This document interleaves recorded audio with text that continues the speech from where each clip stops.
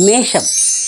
மேஷ ராசிக்கு இந்த வாரத்துடைய மேஜர் சேஞ்ச் என்ன அப்படின்னு பார்த்தீங்கன்னாக்கா, மறைந்த புதன் நிறைந்த நன்மை அப்படின்வாங்களே, அதுபோல் புதன் வந்து உங்களுடைய ராசிக்கு மறைந்த 6ஆம் வீட்டில் வருகிறார். இந்த 6ஆம் வீட்டில் இருக்கிற புதன் வந்து உச்சமான புதன். இந்த வாரம் ரொம்ப நிறைய எல்லா ராசிக்குமே ஜாக்பாட்டுன்னு சொல்லுவேன், உங்கள் ராசியும் சேர்த்து. நட்பு ஸ்தானத்தில் புதனும் சுக்கிரனும் இணைந்து புத ஆதித்ய யோகம் ஒன்று ஏற்படுத்தியிருக்காங்க. இதனால் உங்களுக்கு புத்திசாலித்தனம் மிகுந்து உள்ள நண்பர்கள் உங்களுக்கு கிடைக்க போகிறாங்க. இந்த நண்பர்களால் பெரிய நன்மைகள் நீங்கள் அடைய போகிறீங்க. தவிரவும் உங்களுக்கு 7ஆம் வீட்டில் செவ்வாய் இருக்கிறதுனால கணவன் மனைவிக்குள் தகராறு எதுவும் வராமல் நீங்கள் பார்த்து கொள்ள வேண்டும்.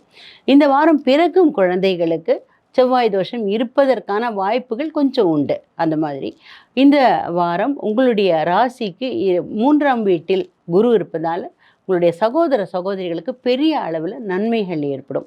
நீங்கள் வணங்க வேண்டிய தெய்வம் அப்படின்னு பார்த்தோன்னா, கண்டிப்பாக நீங்கள் குரு பகவானை வணங்கணும். அதாவது ராகவேந்திர சுவாமி, குருவாயூரப்பன், தட்சிணாமூர்த்தி, மகா பெரியவா, சாய்பாபா போன்ற தெய்வங்களை நீங்கள் வணங்கினீங்கனாக்கா ரொம்ப நல்ல பலன்களை பார்க்கலாம். உங்களுக்கு 7.5 சனி இருக்கிறது என்பதை நினைவில் வைத்துக் கொள்ளுங்கள். வக்ரமாக இருந்தாலும் கூட 7.5 சனியோட எஃபெக்ட் இருக்கும்.